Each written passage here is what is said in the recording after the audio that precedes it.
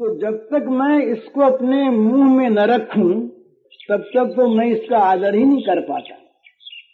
भगवान ने ये बात गुप्त रूप से यहाँ पर निर्देश की। भक्तों के चरण धूलि को पाने के बाद तो उन्होंने स्पष्ट रूप में कही कि भागवत में ही एकादश में भगवान कहते हैं स्पष्ट शब्दों में कि भाई अनुव्रजामि हम नित्यम पूयितं रेणु वेहि।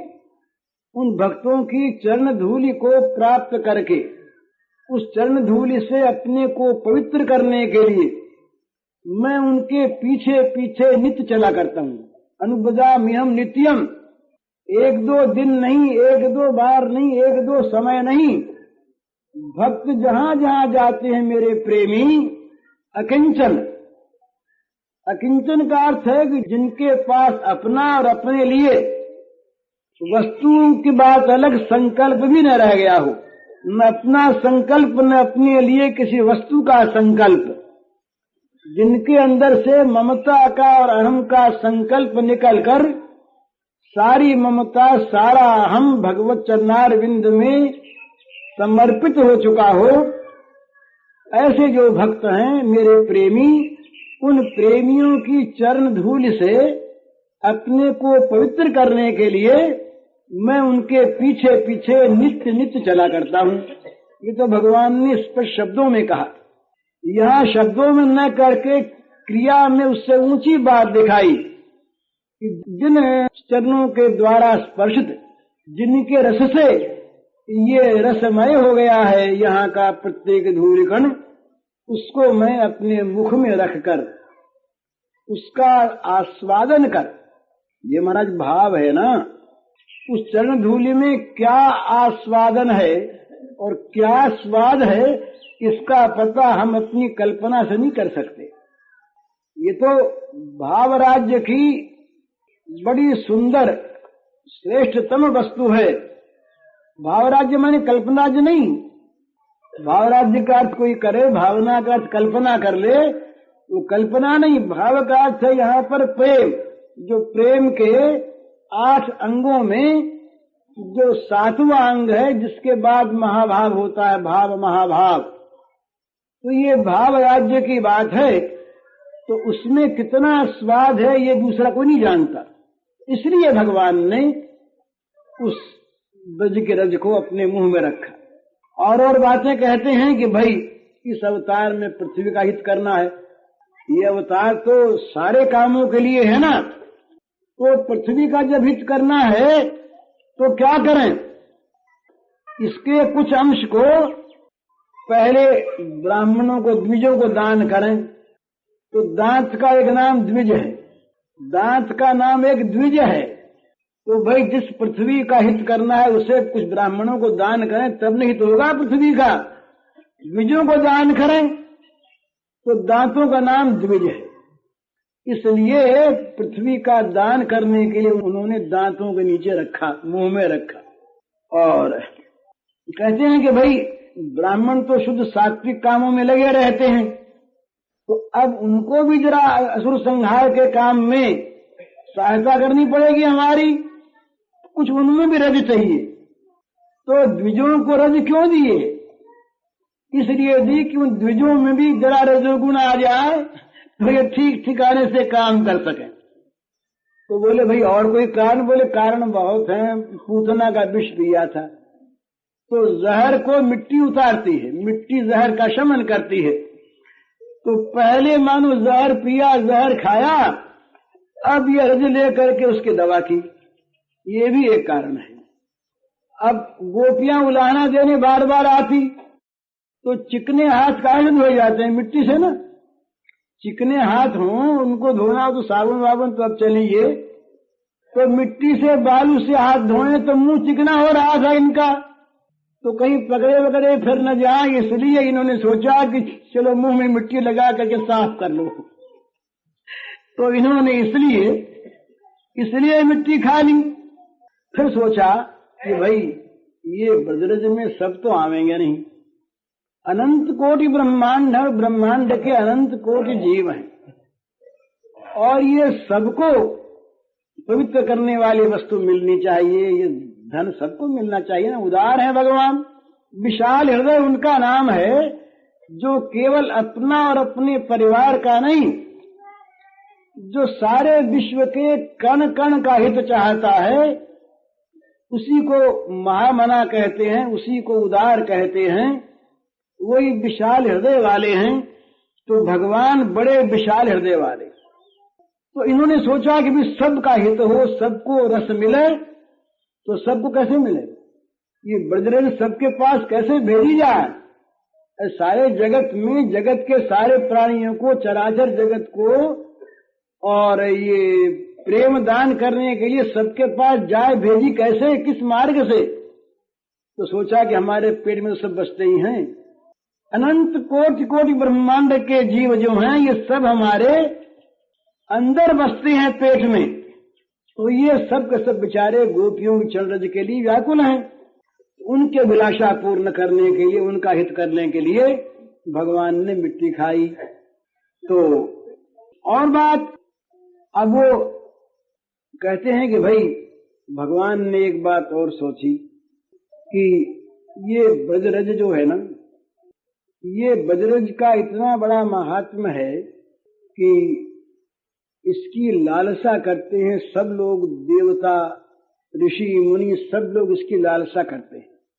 तो इसका एक आदर्श रखना चाहिए कि सबसे बड़ा जो काम करे उस काम को लोग करने लगे, हिचके नहीं। तो ये सबसे बड़े रहे, ये सर्वलोक महेश्वर।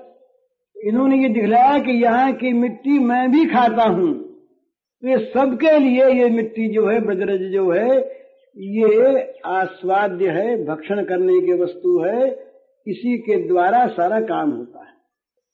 पांचवी फिर एक बात इनके मन में और आई, वो ये कि भाई ये भक्तों के चरणों का, प्रेमियों के चरणों का अनुसरण किए बिना प्रेम नहीं मिलता।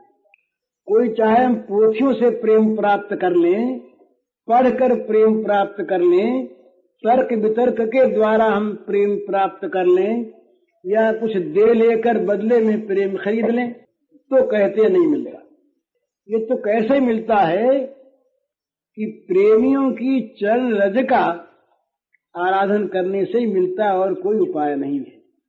बिना महत् पाद रजोभिषेकम, ये तो बिना महान पुरुषों के, भक्तों के, प्रेमियों के चरणों की रज का आराधन किए बिना ये मिलता नहीं, प्रेम नहीं मिलता। और एक बड़ी विलक्षण बात है प्रेम राज्य में, बड़ी विलक्षण बात है कि चाहे वो भगवान हो, चाहे भगवान के प्रेमी हो, ये दोनों बने रहते हैं एक दूसरे के प्रेमी, और उसको बनाए रखते हैं प्रेमास्पद। तो भगवान जो स्वयं प्रेम रूप हैं, और सबको प्रेम दान वहीं से होता है। प्रेम के वो अतल अगाध समुद्र हैं, परंतु ये स्वयं प्रेम के स्वभाव को ग्रहण करके अपने में प्रेम की कमी का अनुभव करते हैं। ये मन में समझते हैं कि जितना प्रेम मुझसे ये गोप बालक करते हैं, ये माताएं करती हैं, ये श्री गोपांगनाएं करती हैं, मैं तो उतना प्रेम कर ही नहीं सकता। अरे अनंत ब्रह्मांड की बातों को सोचता हूं ना, मैं सारे जगत की कितनी कितनी व्यवस्था की बातें सोचता हूं, और क्या क्या सोचता हूं, और ये तो केवल मेरी बात सोचते हैं। ये तो मेरे सिवा इनके लिए जगत है ही नहीं। मैं तो कहीं प्रेमास्पद होने पर भी विश्वम्भर भी हूं, सारे विश्व का भरण पोषण करने वाला, जगत का संरक्षक भी हूं, शासक भी हूं। तो मुझे तो समय समय पर बहुत से काम करने पड़ते हैं। तो मेरा प्रेम एकांगी नहीं, इनका प्रेम एकांगी है। ये सिवा मेरे और किसी चीज को जानते ही नहीं। तो ये प्रेम मुझे भी प्राप्त हो। तो सोचा कैसे प्राप्त हो, तो का सारा प्रेम तो इनकी चरण धूलि में आ गया है। तो कहीं इनके प्रेम से भरी हुई जो रज कणिकाएं हैं वो मेरे अंदर प्रवेश कर जाए तो मुझे प्रेम मिल जाए। तो प्रेम के भूखे भगवान ने प्रेम प्राप्त करने के लिए इस प्रकार से रज को ग्रहण किया, धूलि को ग्रहण किया। ये इसके कुछ भाव हैं। तो जब ये मिट्टी खाने लगे तो अब दाऊ जी को तो संभला दिया था ना मैया ने, ख्याल रखना देखो। तो एक बच्चे ने कहा, अरे भैया देखो तो सही, तुमको याद है उस दिन के बाद, उस दिन जब ये हम लोग बगीचे में थे, इस कन्हैया ने फल तोड़ के खा लिया, याद है ना तुमको बात? और मैया ने देख लिया, तो मैया भागी भागी आई और निकाल के इसके मुंह से फल फेंक दिया।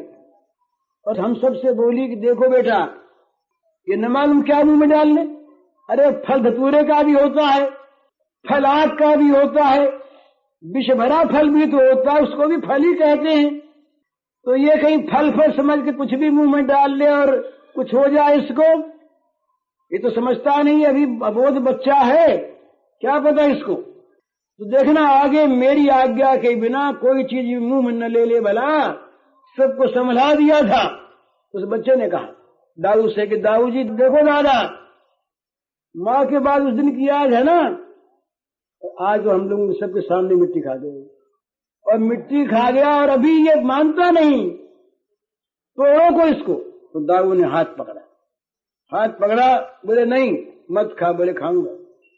बलराम ने धमकाया भी, बड़े भाई ने ठहरे, धमकाया भी, पर ये माने नहीं।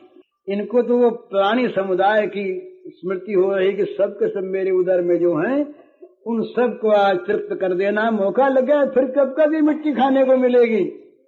आज अब मौका आ गया, लगा खाने तो सभी को दे देना है, सभी के मस्तक का अभिषेक हो जाए सूरजकण से आज। इस प्रकार से भगवान जब माने नहीं तो ये कहा भाई और कोई उपाय नहीं, मैया से कब चल। तो पहले दूसरे बच्चे जोड़े, फिर दाऊ जी भी गए और बोले मैया देख ये कन्हैया ने आज मिट्टी खा ली है, मोह देखत जसुमती तेरे ढोटा वही माटी खाई। मिट्टी खा ली है तेरे ढोटा ने आज, अब मैया हमको बुलाना नहीं मानता नहीं। तो वो वहीं बैठे हैं, तो मैया ने हरे राम राम राम मिट्टी खा ली। अब मैया के हृदय में भरा है वात्सल्य रस, ये आवेगा आगे विषय। ये स्वयं परीक्षित पूछेंगे कि भाई ये सुख जो वसुदेव जी को नहीं मिला, ये यशोदानंद को कैसे मिल गया, बात क्या थी? यहाँ निर्मल वात्सल्य है। यहाँ के निर्मल वात्सल्य में कहीं भी ऐश्वर्य का मल नहीं लगा। यहाँ ऐश्वर्य को मल मानते हैं, यहाँ ऐश्वर्य को मल मानते हैं, यहाँ ईश्वरता नहीं चाहिए। यहाँ तो बस बिल्कुल मधुर ही मधुर है, मीठा ही मीठा। तो चाहे ये 100 माठों को फोड़ दे, मक्खन के बहा दे, बंदरों को बांट दे, स्वयं खा जा, कितना भी अगर पच सके, तो मैया ये नहीं कहती कि इसको कोई दंड दिया जाए। और इतनी इतनी गोपांगनाओं ने आकर के उलहने दिए कि हमारे घरों में इसने क्या कर दिया। तो प्रसन्न हुई मैया, कोई बात नहीं, तुम्हारे भांडी तो फोड़े ना, और ले जाओ यहाँ से बाहर, चाहे जितने मक्खन ले जाओ, मनो मक्खन रखा है। और गोपियां भी राजी, गोपियों ने कहीं ये नहीं कहा कि इसको बांध के मारो। ये आगे दामोदर लीला में ये कथा आवेगी, गोपियों ने तो आकर के उल्टा उलाहना दिया, यहीं पर इसी लीला में आवेगी। गोपियों ने उलाहना दिया कि मैया छोड़ दे, तू बड़ी निर्दयी हो गई है, ये सब ठीक नहीं, देखो ना कैसा शिशु है, तू इसको पकड़ लिया, डांट रही है, बड़ी निष्ठुर है तू। तो गोपियां नहीं चाहती और श्री यशोदा मैया नहीं चाहती कि कुछ भी नुकसान कर दे और कुछ भी खा ले तो इसको दंड दिया जाए, पर आज बीमार न पड़ जाए। वात्सल्य है ना मैया का, मिट्टी खाली है और कुछ इसके पेट में व्याधि हो गई तो जो नित्य निरामय है, नित्य निरामय, कोई भी रोग शोक जिनके नाम लेने वाले के समीप नहीं आ सकता, सारा भवरोग मिट जाता है। नाम लेत भव सिंधु सुखाही, वे भगवान माता के हृदय में इस रूप में प्रकट हो गए कि बच्चे ने मिट्टी खा ली और कहीं ये बीमार न पड़ जाए। तो मैया के मन में बड़ी त्वरा हुई कि ये ढीठ हो गया ना, जरा मानता नहीं बात, तो इसको जरा डांटना है। तो हाथ में एक लकड़ी उठाई, छोटी सी छड़ी। छड़ी का अर्थ कोई डंडा नहीं है भला, वो छड़ी भी श्याम रूपाई छड़ी है, बड़ी कोमल छड़ी। अगर वो लग भी जाए तो उसके द्वारा जैसे किसी अंग पर कोमल हाथ फिराया, जैसे हाथी फिरेगा, पर नाम उसका छड़ी। तो छड़ी हाथ में ली मैया ने, उठ खड़ी हुई और जरा रोष भर गई मन में, और सोचने लगी कि ये तो मिट्टी खाना भी सीख गया, शरारत तो बढ़ती जा रही है ना, और अभी से यदि इसको डांट डपट न की जाए तो इसका दोष तो फिर जड़ पकड़ लेगा, और फिर ये किसी का हाथ का थोड़ी रहेगा। आज मिट्टी खाई, कभी और कुछ खा ले, कभी और कुछ खा ले, तो ठीक नहीं। तो मैया दौड़ के उद्यान में जा पहुंची, और वो छड़ी थी, ये मल्लिका की बेल होती है ना, उसकी महीन सी कोमल सी डंडी थी, जरा सी दिखाने के लिए छड़ी। तो मैया ने जा करके और हाथ पकड़ करके, अब देखिए, जिन भगवान की स्तुति करते करते लोग थकते नहीं, मैया कहती है कस्माद मदांतात्मक। यशोदा जी बोली, अरे नटखट, बड़ा तो ढीठ हो गया है, इतनी बड़ी शरारत करने लगा, तेरे मन में जरा भी डर नहीं। अब जिनको स्तुतियों से जो भगवान बोले नहीं, उन भगवान को ये डांट रही है और ये कह रही है कि तेने ये क्या किया, तेने अकेले में कर क्या लिया। तो बोले मैया क्या कर लिया, क्या किया, मानो कुछ पता ही नहीं है। तो चपलम किमिदम दुश्चरितम आचरितम, अरे चंचल, तेने ये अनुचित चेष्टा क्यों की। तो बड़े सावधान रहे और बड़ी नम्रता से, मानो रोते हुए से मुंह बनाकर बोले कि मैया मातर न किमपि, मैया मैंने तो कुछ किया ही नहीं। तो बोले मैया देख, ना हम भक्षितवान मम्ब सर्वे मिथ्या विशंसन है, ये सब झूठ बोलते, ये सब झूठ है मैया, मैंने मिट्टी खाई ही नहीं। अब लोग हंसेंगे कि भाई देखो, भगवान झूठ बोले। भगवान जो सत्य स्वरूप हैं, वे भाषा कुछ भी कहें, उसमें होता है सत्य का निरूपण ही।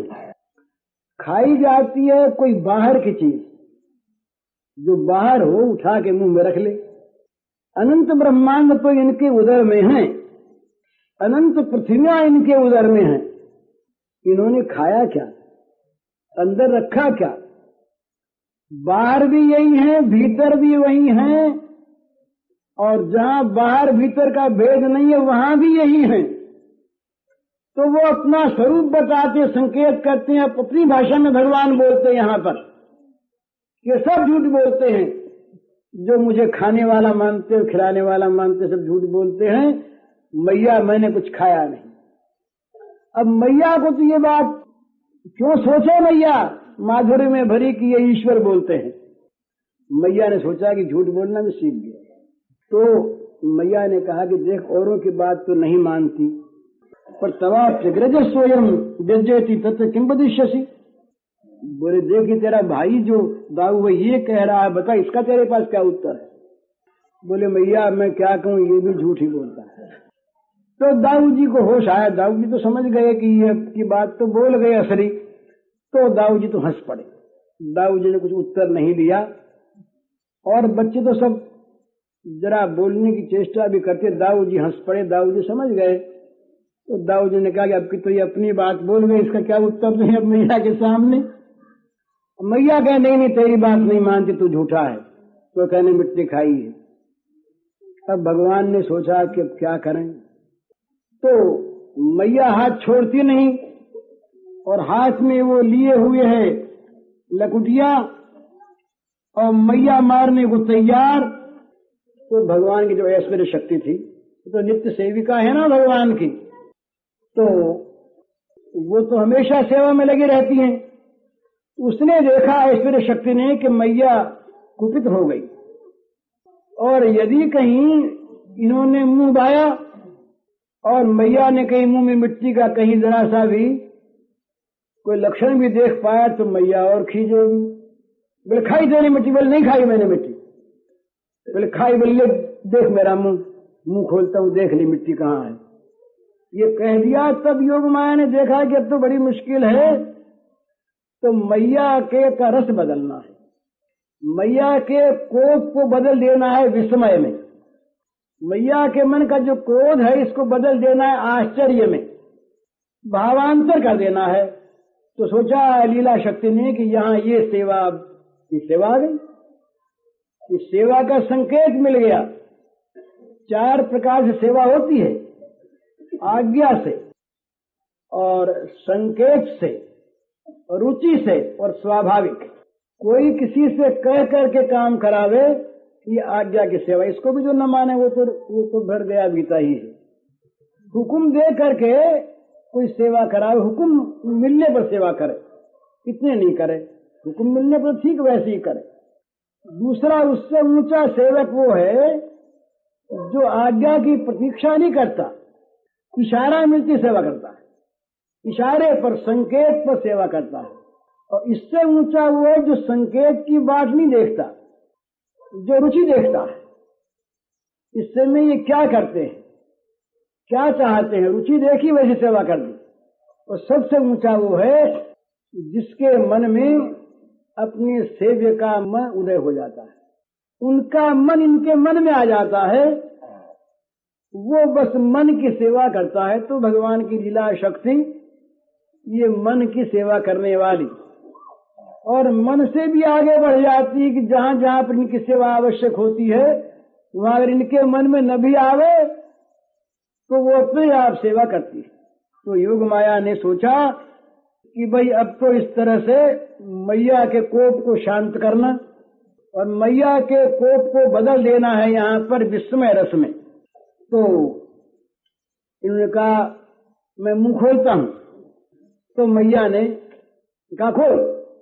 योग माया ने मानो सेवा का थाल सजा लिया और सोच रही बोली मनी, योग माया ने मानो संकेत किया, बोली कि कृष्ण जननी तुम श्याम सुंदर के मुंह में मिट्टी देखने आई हो? अच्छा लो देखो, मिट्टी का 1-2 कण नहीं, जितनी सृष्टि रजोमयी है, सृष्टि रजोमयी होती है, रज के बिना क्रिया नहीं होती। जहां सृष्टि क्रिया है ब्रह्मा रजोगुण संपन्न इसीलिए माने गए हैं। ब्रह्मा में रज है, रज का अर्थ है क्रिया। रचना जहां होती है, सृष्टि जहां होती है, कार्य जहां होता है, वहां रज की आवश्यकता होती है। तो भगवान के अंदर सारी विश्व ब्रह्मांड के रजोमयी सृष्टि है। ये तो लीला शक्ति ने मानो कहा अच्छा मैया देख ले, रजोमयी सारी सृष्टि को तू देख इसके अंदर और तू प्रत्यक्ष देख ले। तू कहते ना खा गया, किसी बाहर की वस्तु को अंदर ले गया। अब तू तेरे पुत्र के मुंह में देख ली, कोई वस्तु बाहर है क्या? कोई वस्तु भी इसके उधर के बाहर तुमको दिखती हो तो देखना। अरे जिसके अंदर कोई न उसको कोई ले। तो ये जो तैने आरोप लगाया इनके ऊपर कि मिट्टी खा ली और ये कहता है मिट्टी नहीं खाई, इसी का कहना सत्य। ये सत्य करने के लिए मानो योग माया ने देर लगी नहीं। भगवान की योग माया लीला शक्ति ने जहां कुछ किया, मुंह खोला और मुंह खोलते ही ब्रजरानी ने देखा अंदर और देखते ही तो तमाम चीज बदल गई। तो ये क्या है, वो एक एक दृश्य सामने आता है। ये तो महाविराट आ गया ना अंदर। अब एकादश में जो दिखाया है 11वें अध्याय में गीता में, वो तो एक दृश्य है, वो उसका विराट के फिल्म का एक सीन थोड़ा सा। और यहाँ तो बहुत दिखाना है तमाम ब्रह्मांड को। तो देखा मैया ने, अरे राम राम, ये लाखों योजन के बड़े बड़े शिखरों वाले ये सुवर्णमय न मालूम कितने सुमेरु पर्वत हैं। और मानो ये सारे भूमंडल जो है ये तो उनके अंदर उगा हुआ फूल है। फिर देखा कि मंदिर, मेरु मंदिर, सुपार्श, कुमुद, ये चारों जो गिरिराज हैं ये सुशोभित हैं। जम्बू नदी देखी, तमाम स्वर्ण बिखर रहा है। विशाल कदम्ब देखा, माने ये जितने द्वीपों के जितने दृश्य हैं सब के सब भगवान के मुंह में दिखाई दिए, ये सारे द्वीप। और भगवान ने और ये देखा कि उसके अंदर ये भारतवर्ष है। भारतवर्ष में ये मथुरा मंडल है, उसमें ब्रजपुर है। ब्रजपुर में नंद बाबा का महल है और महल में वो आंगन है जहाँ लीला हो रही है और आंगन में श्याम सुंदर खड़े हैं और श्याम सुंदर का हाथ पकड़े हुए मैया खड़ी है और मैया डांट रही है। वो ब्रजभूमि है, वहाँ के सारे पदार्थ ये वहाँ पर दिखाई दिए जो के त्यों। तो यज्ञैवं तर्हि व्याजैः तुक्त स भगवान हरि व्याजत्ता व्याहृत ईश्वर्य क्रीड़ा मनुज बालकः सा तत्र ददृशे विश्वं जगत् स्थास्नु च खम दिशः साद्रिद्वीपाब्धि भूगोलम सवायवग्नि तारकम ज्योतिश्चक्रम जलम तेजो नभस्वान वीरदेव च वैकारिकाणि इंद्रियाणि मनुमात्रा गुणाश्रयः। यशोदा जी ने देखा कि उनके मुंह में चराचर समस्त विश्व विद्यमान है। आकाश, दिशाएं, पहाड़, द्वीप, समुद्र, सारी पृथ्वी, वायु, बिजली, अग्नि, चंद्रमा, तारों के साथ संपूर्ण ज्योतिमंडल, जल, तेज, पवन, ये आकाश और ये अहंकार के अधिष्ठात्री देवता, मन इंद्रियों के देवता, मन इंद्रियां, पंच तन्मात्राएं, तीनों गुण और जीव, काल, स्वभाव, कर्म, उनकी वासना, शरीर आदि के विभिन्न रूपों में दिखने वाला ये विचित्र संसार, ये सब दिखा। उसी में अपने आप को भी, ब्रजमंडल को भी देखा। एतद् विचित्रम सह जीव काल स्वभाव कर्माशय लिंग भेदम स्थूनो स्तनौ वीक्ष विदारितास्ति ब्रजम सहात्मा नमवाप शंका। मैया देख करके मैया का कोप तो भूल गया, मैया का क्रोध तो भूल गया। अब मैया के मन में आश्चर्य हो गया कि ये क्या बात है, कोई सपना आ गया क्या मुझको? मैं तो सो तो नहीं रही, ये तो आंगन में खड़ी हूं मैं, और ये क्या हो गया? तो वो छड़ी तो गिर पड़ी हाथ से, मैया के हाथ से छड़ी गिर पड़ी और हाथ छूट गया। करते सांच गिरत नहीं जानी, भुजा छाड़ यकुलानी। हाथ से वो लकड़ी जो थी छड़ी वो गिर गई और हाथ छूट गया और व्याकुल हो गई मैया। आश्चर्य हुआ और आश्चर्य के बाद व्याकुलता आ गई, अरे राम ये हो क्या गया? तो थोड़ी देर के लिए लीला शक्ति ने देखा। लीला शक्ति अभी तक, ये जो ऐश्वर्य शक्ति है ये अभी तक बीच बीच में अपना प्रभाव दिखा देती है, फिर तो हाथ जोड़ेगी ये, मैया के आगे हार खा जाएगी। तो सोचा जरा सा मैया के मन में रस उत्पन्न करने के लिए कुछ भावांतर कर दें। तो सोचा ये भाई ये मेरा स्वप्न है या माया है? किम स्वप्न एतद् देव माया किम वा मदीयो बत बुद्धि मोहन अथो अमुष्यैव ममार्भकस्य ये कश्चन उत्पत्ति का आत्मयोगः अथो यथा वन्न वितर्क गोचरम चेतो मन कर्म बचो विरंजसा यदा श्रेयम येन यत प्रतीयते सुदुर्विभाव्यम प्रणतास्मि तत्पदम अहम ममासौ पतिरेशम ये सुतो ब्रजेश्वर क्षाखिल वित्तपासति गोप्यश्च गोपास गोधनाश्च मे यन्मायेत्थम कुमति समे गति। भावांतर हो गया, यशोदा के मन में भावांतर हो गया। यशोदा सोचने लगी कि सपना आ गया या ये कोई भगवान की माया आ गई, ये मेरी बुद्धि में कहीं भ्रम तो नहीं हो गया, और कहीं इस बालक में तो कोई सिद्धि उद्धि नहीं है, कहीं जन्म से इसमें छोटा सा नन्हा सा बच्चा, अभी तो इसने कोई साधना वादना की नहीं, तो कोई योग सिद्धि इसमें पहले से जन्मजात ही हो। तो कहते हैं कि भाई जो चित्त मन कर्म और वाणी के द्वारा ठीक ठीक और सुगमता से अनुमान का विषय भी नहीं होता, ये सारा जगत जिनके आश्रित है, जो इसके प्रेरक हैं, जिनकी सत्ता से इस जगत की प्रतीति होती है, जिनका स्वरूप अचिंत्य है, उन प्रभु को मैं प्रणाम करती हूँ। कहीं प्रभु पेन में नहीं आ गए।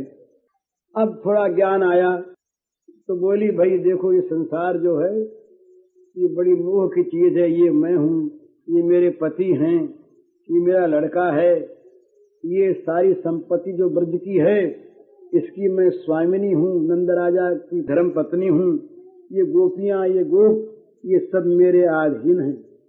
जिसकी माया ने मुझे ये कुबुद्धि दे रखी है, वे भगवान ही एकमात्र मेरे शरण हैं। अब सोची कि भाई ये तो मालूम और कोई चीज हो तो नारायण का स्मरण करने लगी।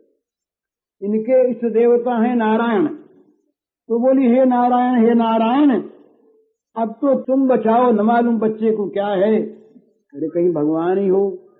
मन आता हाथ जोड़ ले, मन आता फिर देखती तो क्या जोड़ ले, अभी तो हाथ पकड़ी हुए रो रहा था, ये हाथ जोड़ ले, तो मन विक्षिप्त हो गया। अब वो फिर देखा कि ये मुख में तो सारी चीज भाई दिखाई दी, सपना तो था नहीं, तो आसुरी माया तो नहीं है ये कि असुर असुर कोई आ गए हो और आ करके माया दिखला दी हो। तो बोले बच्चा ब्राह्मणों को बुलाओ, स्वस्ति भाषण करवाओ। स्वस्ति भाषण और रक्षोभन मंत्रों के द्वारा और वो जल अभिमंत्रित करके भगवान के मुंह में डाल रही है। बोले सारा दोष शांत हो जाए। एक ज्योतिषी जी आए, आ गए ज्योतिषी जी, वही बन करके आ गए। बोले जरा लाला का हाथ तो देखो, लाला का हाथ देखो, क्या हो गया लाला को, बीमारी तो नहीं हो गई कोई, समझे। तो उसने कहा कि एक बड़े ज्योतिषी हाथ देखने वाले दूसरे आए। बोले वो कहीं और कहीं टिके हैं। बोले हाँ। बोले वहां चले। तो सूरदास जी गाते हैं, ये पद बड़ा सुंदर है। देखो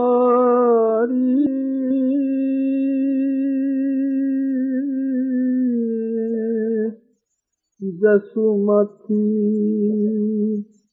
बोरानी,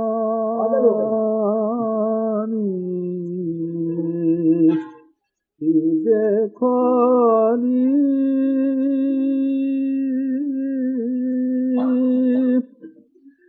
घर घर हाथ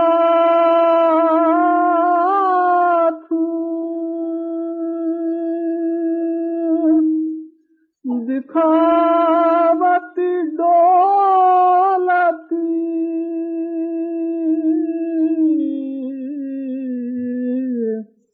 ये घर घर हाथ दिखावती डोलती, गोद लिए गोपाल बिना,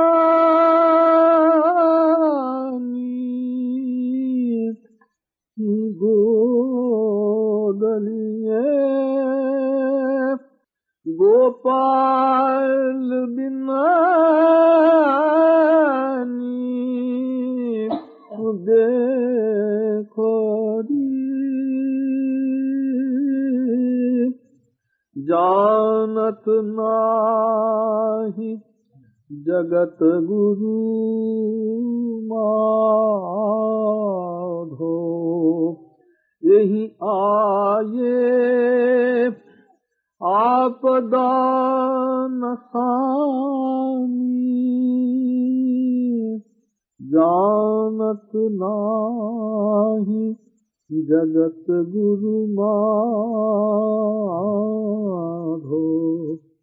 यही आये आपदा नसानी,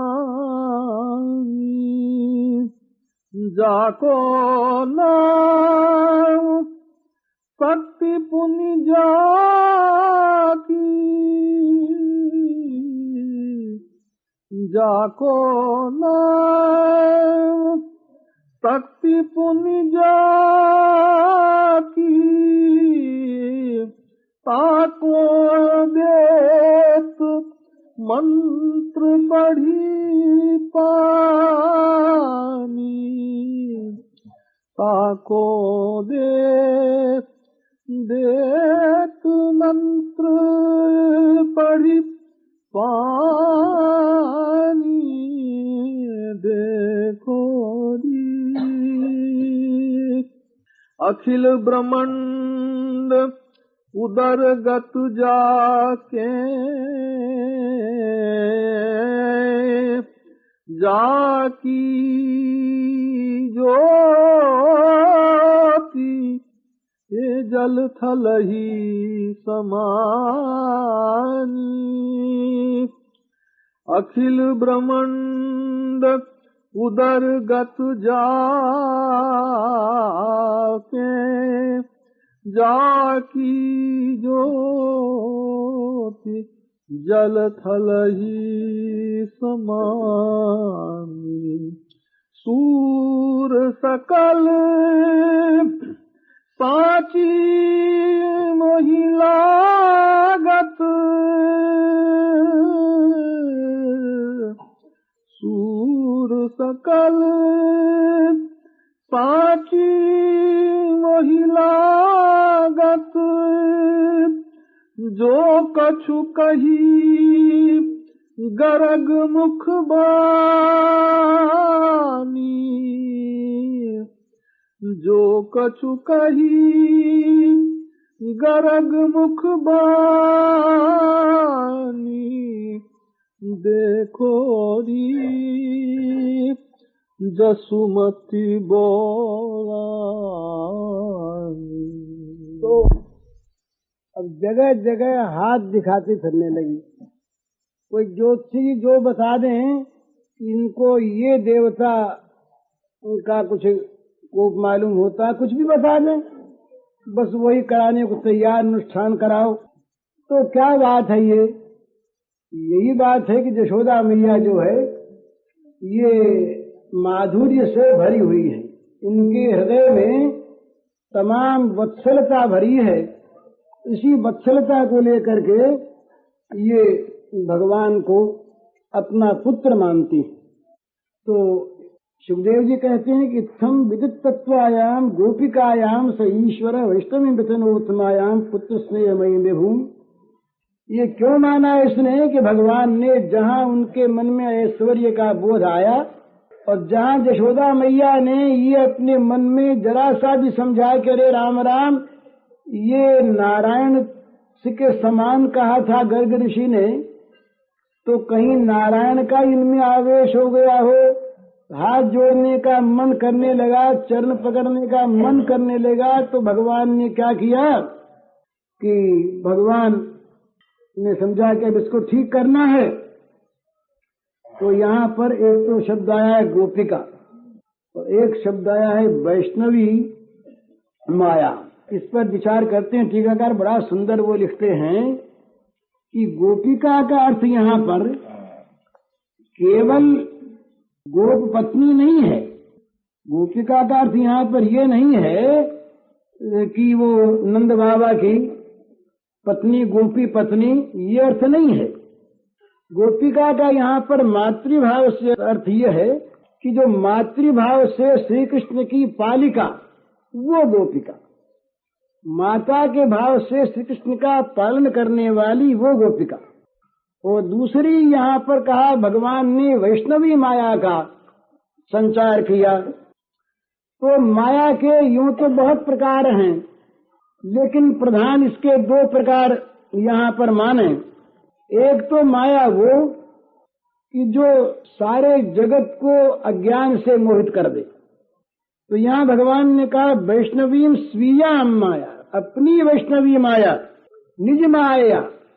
तो उन्होंने कहा कि भाई एक माया तो वो है जो माया सारे जगत के जीवों को अज्ञानांधकार में जड़ित करके रखती है, और दूसरी माया वो है बड़ी सुंदर माया।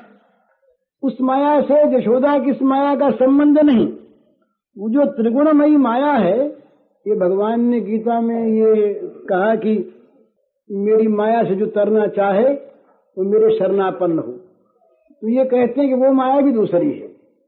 इसीलिए यहाँ वैष्णवी माया कहा, मानो विष्णु स्वरूप शक्तिम, जो भगवान की स्वरूपा शक्ति है वो।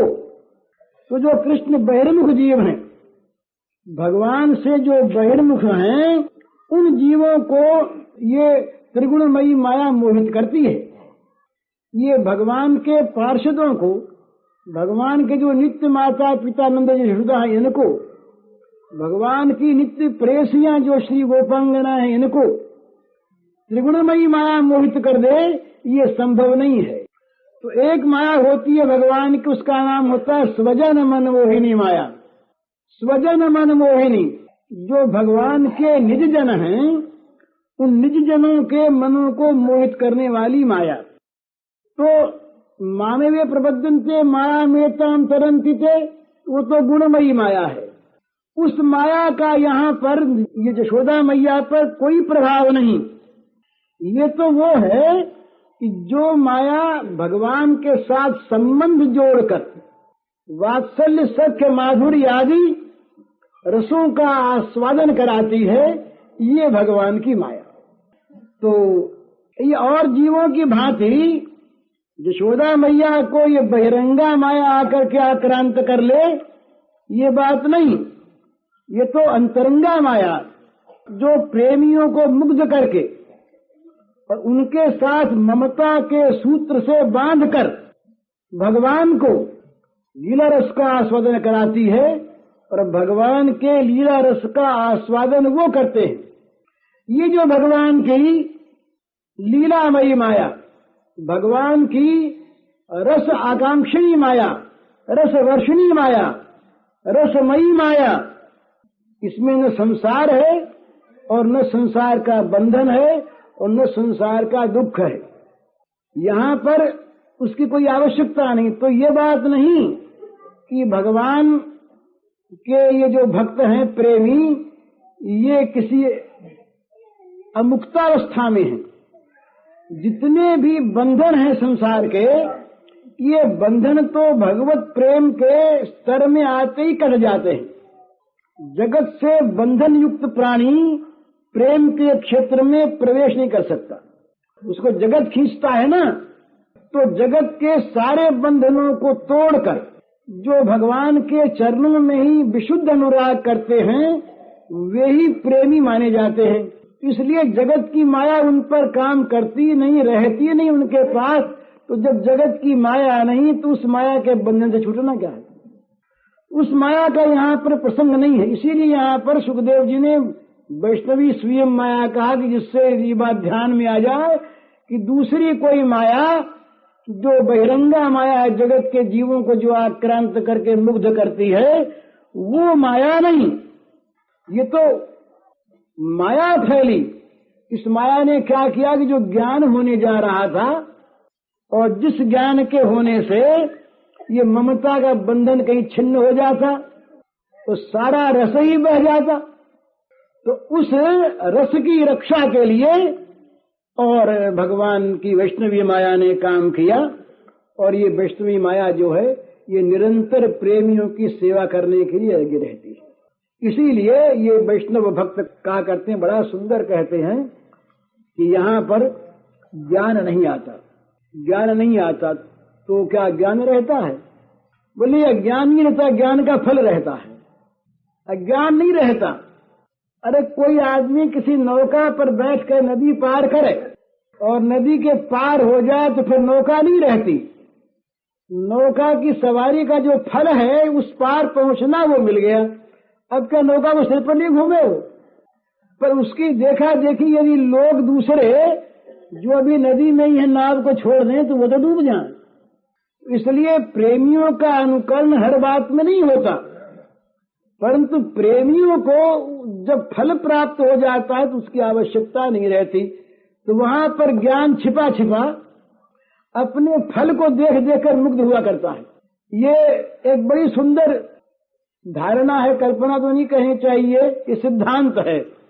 ये ज्ञान के जो अधिष्ठात्री देवता है ना, ये बेचारे ज्ञानियों के पास सदा ही ये दुखी रहते, निराश रहते हैं। इनको फल मिलता ही नहीं।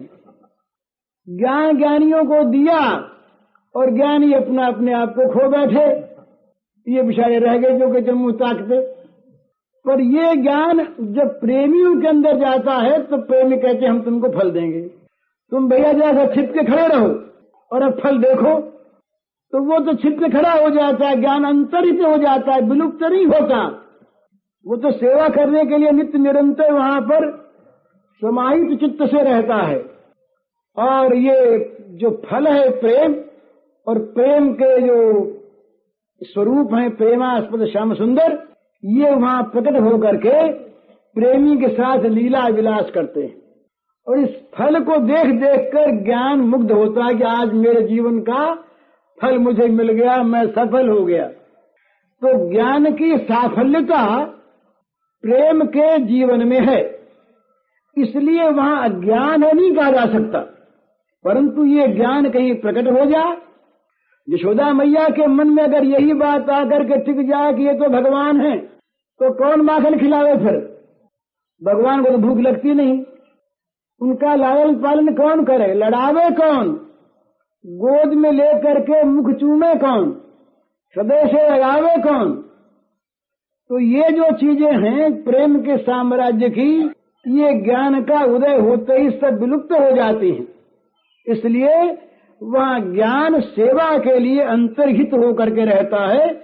तो ज्ञान को अंतर्हित करने के लिए जो शक्ति निरंतर काम किया करती है सेवा का, वहां पर उस शक्ति का नाम है वैष्णवी माया। तो उस वैष्णवी माया से मैया ये सदा ही विमुग्ध रहती है, क्योंकि तो सेवा में वही रहती है ना इनके। पर जहां कहीं किसी प्रकार से ऐश्वर्य शक्ति बीच में आ जाती है और कहीं वो विशुद्ध अनुराग का, विशुद्ध अनन्य ममता का, हमारी ममता जो है इसमें उसकी ममता बड़ा अंतर, हमारी ममता अनन्य है ही नहीं।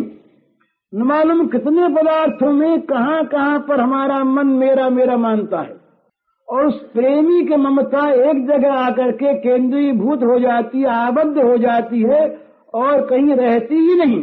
तुलसीदास जी ने इसीलिए कहा कि जननी जनक बंधु सुतदारा, तनु धन भवन सुहृद परिवारा, सब कर ममता ताग बटोरी, मम पद मनहि बांधु बर डोरी। जगह जगह पर ये ममता के धागे उलझे हुए हैं। ये माता मेरी, पिता मेरा, भाई मेरा, धन मेरा, घर मेरा, कीर्ति मेरी, यश मेरा, शरीर मेरा, स्वास्थ्य मेरा, लोक परलोक मेरा, न मालूम कितने ये ममता के स्थान हैं। तो वो कहते हैं भगवान रामचंद्र कि सब ममता के धागों को बटोर कर सब जगह से, और एक उसकी डोरी बटले, एक डोरी बर डोरी, उस डोरी से अपने मन को जो मेरे चरणों से बांध दे। एक डोरी ममता की, सारी ममता सब जगह से निकल के एक जगह सिमट कर इकट्ठी हो गई, और वो ममता सारी की सारी केंद्रीभूत हो गई चरणारविंद में। भगवान के चरण कमल ही मेरे, और कुछ मेरा नहीं। तो भगवान ने कहा कि भाई वो मुझे कितना प्यारा लगता है बताऊं। सो सज्जन मम उर बस कैसे, लोभी हृदय बसत धन जैसे। जैसे लोभी अपने मन में धन को बसाए रखता है, धन सभी को प्रिय है, पर जो धन का लोभी है उसके धन की प्रियता कुछ विलक्षण होती है।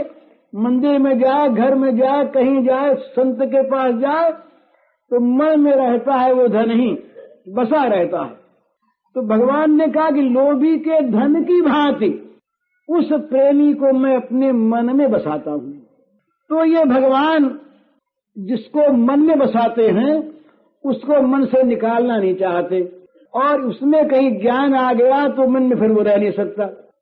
इसलिए ये जब जब कभी ऐश्वर्य का कोई कण आता है तो वैष्णवी माया का जो अनंत सिंधु है इसमें बाढ़ आ जाती है, ये उच्छलित हो जाता है, और उच्छलित हो करके और उस ज्ञान के सीकर को, उस ज्ञान के कण को बहा देता है। तो यशोदा मैया फिर जब ये ज्ञान का कण बहा तो और भी ज्यादा पुत्र स्नेह से अभिभूत हो गई। वैष्णवी माया ने जहाँ काम किया, अब तो मैया के मन में निष्ठा शंका पूर्ण रूप से जाग गई कि ये जरूर जरूर किसी राक्षस का काम है। तो मैया ने स्वस्ति वाचन करवाया, स्वस्त्ययन करवाया, गाय की पूंछ फिरवाई बच्चे के सिर पर, और अंग रक्षा की न्यास करवाया, कवच पाठ करवाया, ज्योतिषियों से पूछा, ब्राह्मण भोजन करवाया। अब तो मैया ने सोचा कि भाई इसको निरंतर पास ही रखना है, और ये ठीक नहीं। तो मैया के मन में बड़ी अनिष्टा शंका हो गई। तो ये पहले ही माँ बोले थे ना, मैया मैंने नहीं खाई, नाम भक्षित मान अम्ब, अम्ब ए अम्बा, मैंने मिट्टी नहीं खाई। तो किसी भी जिससे देवी के हृदय में वत्सलता भरी हो, उसको कोई माँ माँ कह दे बार बार, उसका हृदय अत्यंत स्नेह से स्रवित होने लगता है, गर्वित हो जाता है। तो मैया देख, मैया मैंने नहीं खाई ना, मुंह को खोल के दिखा दिया, मैया का भावांतर हुआ, वैष्णवी माया आई, वैष्णवी माया ने मैया के भाव को फिर बदल दिया, मैया का स्नेह से परिप्लुत हृदय उसके बाद फिर वैसा ही हो गया। तो अब बोले श्याम सुंदर, बोले देख मैया देख ले, झूठे हैं कि नहीं ये सब। अरे इन सब ने कहा कि मिट्टी फांक गया, और कहीं मैंने मिट्टी फांकी होती मुंह में कहीं लगी रहती ना, कहीं तो उसको लगी रहती जरा सी भी, जीभ पर भी, होठों पर भी, दांतों पर भी, जाड़ में भी कहीं तो मिलती। अब मैया ये तो भूल गई कि मैंने ये विश्व ब्रह्मांड देखा है, मैया को यही याद रहा कि मैंने मिट्टी नहीं देखी। बोले लाला देख, मैं कभी कभी भूल जाती हूँ, ये बच्चे सब शरारत करते हैं, ये तेरे सब दोस्त है ना, तो ये तेरे को जरा मैं खींचूं, इनको मजा आवे, इसलिए मुझको खिजाने के लिए कभी कभी करते हैं, ये करते हैं तेरे आनंद के लिए। तो मैं जब खींचूं और तू जरा उदास हो जाए तो ज्यादा लाड करूं, तो तेरा ज्यादा लाड चाव करवाने के लिए ये तेरे सखाओं का प्रयास है भैया, बच्चा और कोई बात नहीं, तू इन पर नाराज मत होना। सोचा कहीं दाऊ पर नाराज हो जाए, और कहीं नाराज हो जाए इन बच्चों पर, इनके साथ खेलना छोड़ दे और अकेला रह जाए, फिर कहीं मिट्टी मिट्टी खा ले, और फिर कहीं कोई फल वल खा ले, न मालूम क्या कर दे। तो बच्चों को नाराज करना नहीं। तो मैया बोली बच्चों से, दाऊ से जा आंख से कहा, बोले देख दाऊ, मैं जरा दूसरी बात कहती हूँ, तू मत समझना कि मैं तुझको कह रही हूँ। दाऊ से चुपके से कह करके, मानो उन्हें सुना ही नहीं, दाऊ से कह करके फिर उनकी तरफ बोले नहीं, जान गई मैं ये दाऊ झूठ बोल रहा था, तू बड़ा सच्चा है भाई, तेरे समान सच्चा कोई संसार में आज तक हुआ ही नहीं, तू तो सारी सच्ची बोलता है, तू कब झूठ बोलता है, बोला ही नहीं। भगवान हंसने लगे, बोले देखो मैया मान गई है मेरी बात। हंसी के दो रूप हैं उनके, एक हंसी ये कि मैया ठीक समझ गई कि सत्य स्वरूप में कभी मिथ्या चीज नहीं आती, ये तात्विक, सारा ब्रह्मांड जिनके उदर में है वो किसको क्या खाएगा। तो मैया की ये बात भी ध्यान में आ गई। दूसरी बात रस की बात, अब भगवान ने सोचा कि मैया के मन में न तो रोष रहा और न मैया मुझे अब झूठा मानेगी, तो फिर कहीं ऐसा मौका लगेगा तो मैया को फिर बनाने का काम। अरे इस बात की झूठ सच हो गई ना, और सबको नीचे दिखा दिया, तो अब तो मैया के मन पर मेरे सत्य की छाप लग गई। अब कोई बात ऐसी होगी भी और ये लोग कहेंगे भी तो कह दूंगा मैया से कि देख मैं उस दिन वाली बात याद है ना, ये सब झूठे साबित हुए थे कि नहीं, तो ये फिर झूठ बोलते हैं, मैं ही सच बोलता हूँ। तो भगवान के चेहरे पर हंसी आ गई, भगवान हंसने लगे, तो मैया तो प्रसन्न हो गई मैया, और भगवान को ले लिया गोद में और सोचा मन में कि बहुत देर हो गई, इसको भूख लगी होगी, तो स्तनपान कराने लगी। अब मैया उनके मुखार बिंद की ओर देख रही है, उनकी अलकावली को हाथों से सहला रही है। ये बिखरे बाल कृष्ण कुंचित, घुंघराले सारे केश बड़े सुंदर, उनको हाथों से यूं ठीक कर रही है बालों को, कभी मुंह पर हाथ फेरती है, कभी बदन पर हाथ फेरती है, और मुग्ध हो रही है मैया। मैया की मुग्धता का क्या ठिकाना। ये मामूली संसार की जो माताएं होती हैं, जिनका ममत्व बहुत जगह बटा रहता है, वे ही जब अपने बच्चे के लिए, अरे पशु माताएं अपने बच्चों के लिए कितना स्नेह करती हैं, तो यहाँ तो सारा स्नेह सब जगह से निकल कर यहाँ आ गया, बल्कि आया नहीं। जब तक श्री कृष्ण नहीं आए तब तक इनमें स्नेह था नहीं, तब तक राग रहा नहीं, ये तो वैराग्यनी थी। ये लोगों ने चमत्कार देखा, किसी ने टीका की विरोध से कि मैया कितनी वैराग्यवती थी, घर की चीजों की संभाल रखती नहीं थी, कोई ले जाए कोई, पर आज तो ये बड़ी रागवती हो गई, हर एक चीज संभाल कर रखती है। संभालती क्या, ज्यादातर दूध दही संभालती, मक्खन ही संभालती, इसलिए कि उसको खाने को काम आवेगा। इसकी सारी संभाल इसलिए कि श्री कृष्ण में इनका अनन्य ममत्व है। तो जिनकी अनन्य ममता श्री कृष्ण में, उनका कितना सौभाग्य है, क्या ठिकाना। तो मैया स्तनपान कराने लगी और बड़े मजे में भगवान, कभी तो मैया को यूं देख के स्तनपान करते करते देख लेते हैं, तो मैया का वो चेहरा देखते हैं बड़ा सुंदर, हंसता हुआ तो प्रसन्न हो जाते हैं, बोले मैया राजी बहुत है। मैया बहुत राजी, बहुत कुछ बड़े भी हो गए हैं पर इन्होंने स्तनपान छोड़ा नहीं है। बड़े हो गए पर स्तनपान, मैया के स्तनों में जो अमृत भरा है, असल में अमृत क्या है, ये हृदय का जो विशुद्ध सत्वमय जो प्रेम रस है, यही वास्तविक अमृत है, जो सारी चीजों का सदा के लिए विष निकाल देता है। ये क्या है, भगवान से रहित जो जगत है, भोग है, ये विष है। विषयान विषवत्यज, ये अष्टावक्र जी महाराज ने उपदेश दिया कि विषयों को विष के समान छोड़ो, ये विष है।